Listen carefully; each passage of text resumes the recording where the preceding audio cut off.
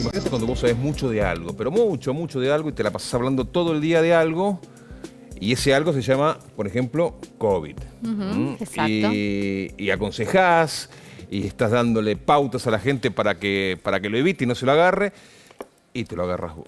Eso puede ocurrir y le ocurrió al doctor Mario Boskin. ¿Cómo le va? Bien. Buen muy bien. día. Un placer Bueno, estar aquí, gracias. qué difícil precisamente lo que dice Ale, ¿no? Tener tanto conocimiento, atravesar la enfermedad y saber que el riesgo está.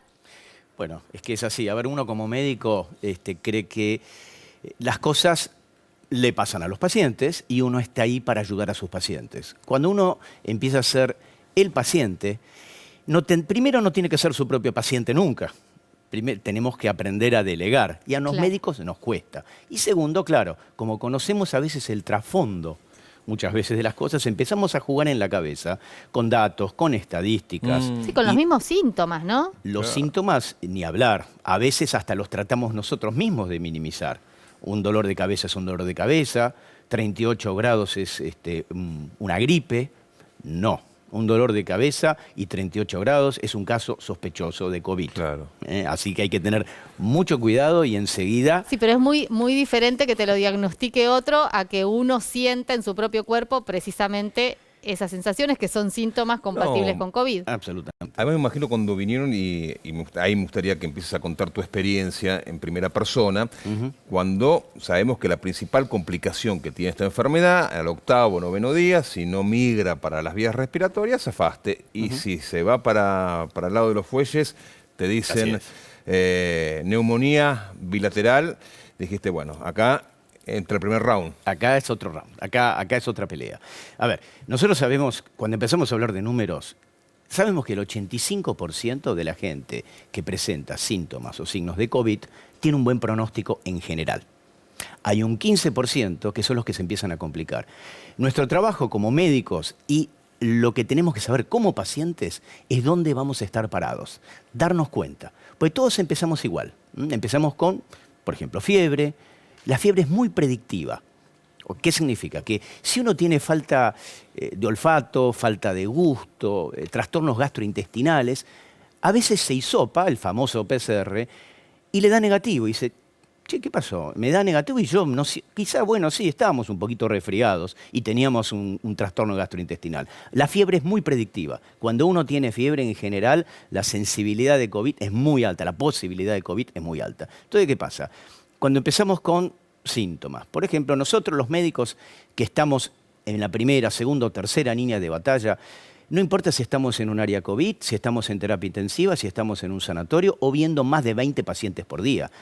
En un virus que tiene circulación comunitaria, estamos en riesgo, no hay ninguna duda, ¿no? Bueno, y a los médicos también nos enfermamos y por eso, en mi caso, friendo a tu pregunta, claro, yo venía transitando 4 o 5 meses, esto estamos hablando de mayo, junio, el año pasado, atendiendo pacientes, haciendo mi vida habitual médica, tomando todos los recaudos famosos del barbijo, lavarse las manos, estar a una distancia de más de 2 metros, hasta que un día llego a casa, después de trabajar, fue un día muy pesado, estaba muy cansado y con dolor de cabeza. Y ya el primer clic de alerta aparece. Claro.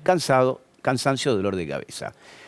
Con lo cual uno dice, bueno, me tiro a descansar, típica, me tiro a descansar un rato, hasta que a las 2 o 3 horas me despierta mi mujer, me dice, estás volando de fiebre, ¿no? Entonces me convertí en un caso sospechoso. Ya está, fiebre, cansancio, dolor de cabeza. No Lo primero que le dije a mi pobre mujer es, alejate. Alejate de mí, aislate. Claro, ella no había tenido COVID. Era buena excusa, además, doctor. No, por favor, acá el tema era, bueno, protegerla, ¿no? Sí, claro. Y había que protegernos todos con esto. Entonces, me fui a hisopar. Tuve el primer contacto con área COVID y trajes de astronauta, ¿no? Porque cuando uno entra en un área COVID es como entrar en la NASA. Lo que la imaginación uno tiene en la NASA, todo vestido de astronauta, no se acerque, quédese sentado ahí.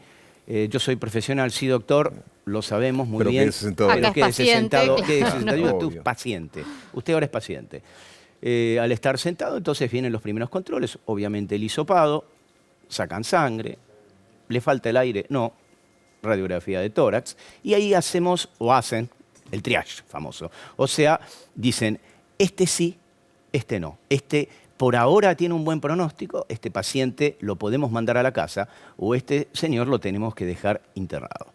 Yo pasé el primer triage, me fui a mi casa, me dijeron, mire, hasta ahora viene todo bien. Me llamaron al día siguiente, COVID positivo. Ahí viene el segundo clic. ¿Por qué? Porque este bicho, como lo llamo yo, no sabemos para dónde va a arrancar.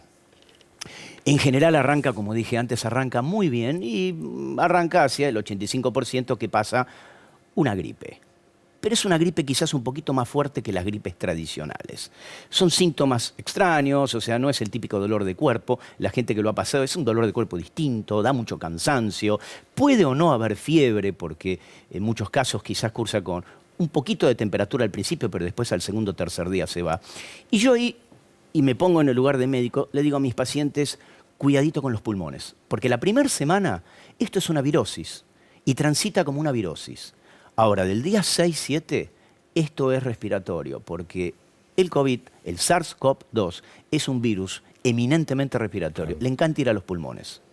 Entonces, lo que hay que hacer es estar muy, digamos, atento a la respiración.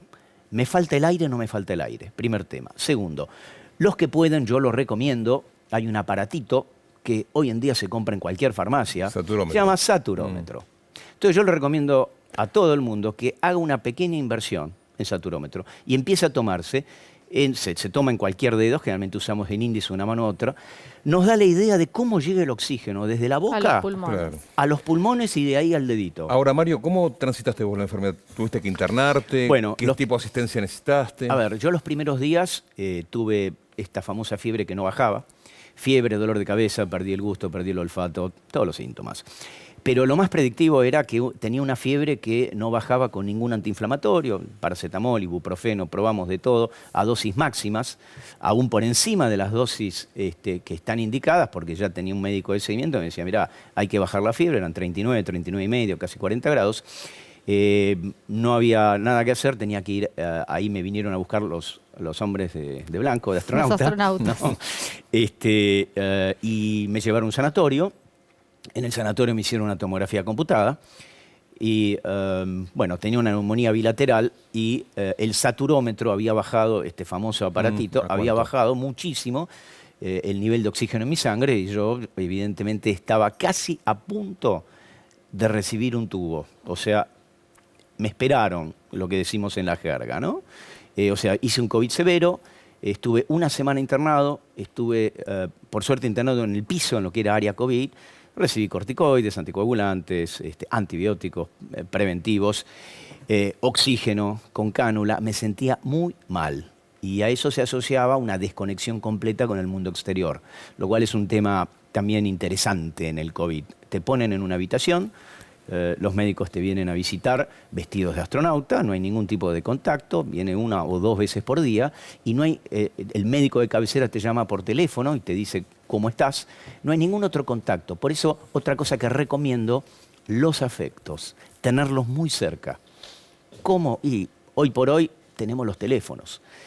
Hay que tratar la persona que se interna de tener alguno de estos teléfonos, cualquiera, no se necesita demasiada sofisticación, algo que podamos llamar y alguien que esté del otro lado que aporte y ayude para ayudar a recuperar. Mario, te escuchamos muy bien, nos encanta escucharte así, nos alegra que puedas haber compartido esta experiencia con nosotros. Vos lo compartiste todo esto, sí. ¿Dónde la gente lo puede ver? Mira, para cerrar. Yo escribí algunas notas en los medios, tengo una página web, www.boskis.com, ahí está subida esa información y la idea es concientizar. A ver, esto no es una gripecita, no hay que tenerle miedo, pero hay que cuidarse. Tuviste un COVID severo y estás acá con nosotros y de manera maravillosa. Muchas gracias. Un placer. Bueno, pero nos vamos a la pausa. Vamos a la pausa, pero ver cómo está la calle también a esta hora. A ver.